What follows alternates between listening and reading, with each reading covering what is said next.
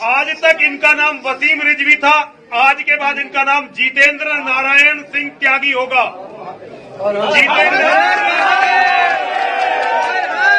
त्यागी इसलिए नहीं कि किसी विशेष बिरादरी से वसीम भाई को कोई लगाव है, अब से जितेंद्र भाई को कोई लगाव है।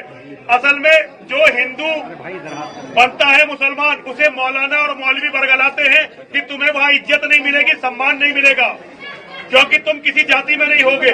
तो केवल इसीलिए मैंने त्यागी समाज के सब लोगों को यहाँ बुलाया। हमारे अध्यक्ष जी हैं और भी सारे त्यागी समाज के लोग हैं। उन्होंने सर्वसम्मति से ये कहा कि वसीम भाई इसके बाद हमारे होंगे। हमारा समाज वसीम भाई का हमेशा स्वागत करेगा, सत्कार करेगा। मेरे पिता के दो बेटे थे, एक ने संन्यास ले लिया, केवल एक बेटा रह गया था। आज के बाद मेरे पिता के दोबारा से 2 बेटे होंगे। जितेंद्र नारायण सिंह त्यागी जी इस त्यागी समाज में मेरे पिता के बेटे के रूप में पहचाने जाएंगे। सनातन धर्म की सबसे बड़ी बात है कि सनातन धर्म बाधाओं में नहीं बांधता।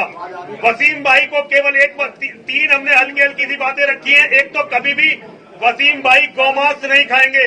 जितेंद्र नारायण सिंह त्यागी के रूप में ये कभी भी गौमांस नहीं खा सकते।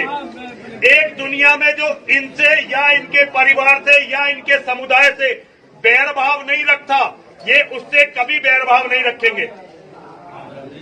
ठीक है ना। 2 और एक ओम नमः शिवाय का यदा कदा जब इन्हें समय मिले तो ओम नमः शिवाय का, क्योंकि ये धर्म महादेव का धर्म है। सनातन धर्म के पितृ पुरुष महादेव है। ओम नमः शिवाय का यदा कदा ये जाप करेंगे। केवल इतनी बातें हैं। बाकी वसीम भाई जो मिशन चला रहे हैं, हम हर तरह से वसीम भाई के साथ हैं।